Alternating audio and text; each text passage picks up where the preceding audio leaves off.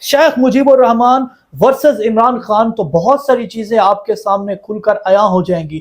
شیخ مجیب الرحمان نے اپنے سیاسی سفر کا آغاز گراس روٹ لیول سے کیا۔ 1966 میں شیخ مجیب الرحمان اس وقت کی اسٹوڈنٹ یونین کو لیڈ کر رہے تھے جو فاطمہ جناح کے ساتھ کھڑے تھے۔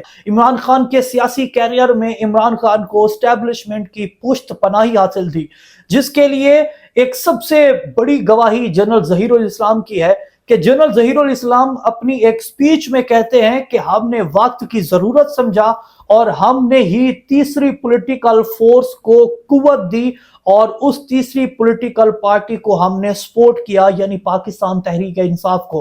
اور اس کے بعد ہم نے دیکھا فیض آباد دھرنا ہو یا پھر پاکستان میں جنرل الیکشن 2018 کہ پاکستان تحریک انصاف ہی ایسی جماعت ہے جس کو ٹھوس اسٹیبلشمنٹ کی پشت پناہی حاصل تھی۔